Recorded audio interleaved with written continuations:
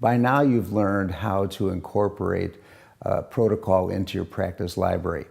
This video deals with how to customize those protocols further.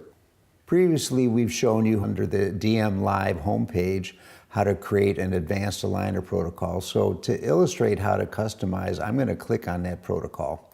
And you're going to see that this is the protocol created previously. Let's talk about aligners. And let's say under this process, we're going to deal with loss of bonded auxiliary and specifically loss of attachment. Okay, so here we are. This is what we want to customize at this moment.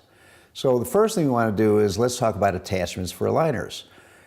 If you never want to know about a lost attachment, simple answer, just click here. We will not track it. You'll never know about it. But that's unlikely. So let's look at some of the other options here. First one is track it, but don't tell me. Now you click silent. Silence basically means we will be tracking in your behalf, but you're never going to be notified. Information implies tell me about it, but I'm not too worried about it.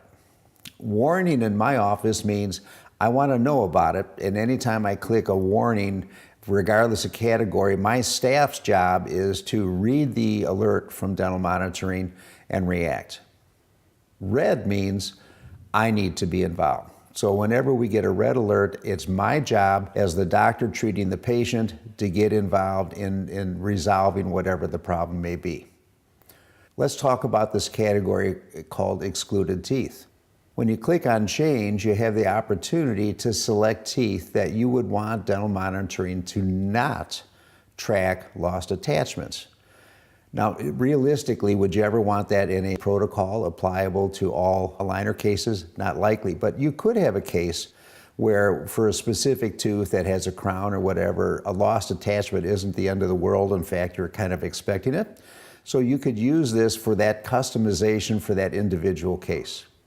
Let's move on to instructions to team.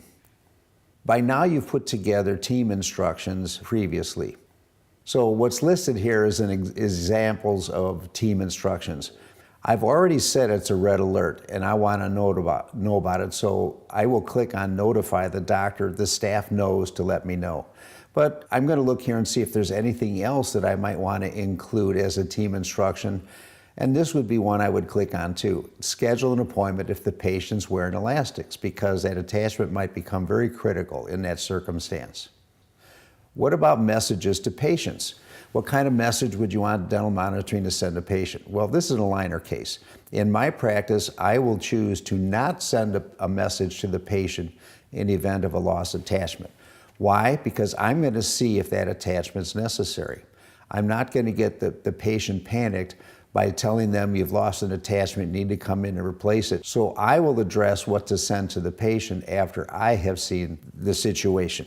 But again, you've created a set of patient messages, and the list is extensive based upon how you run your practice.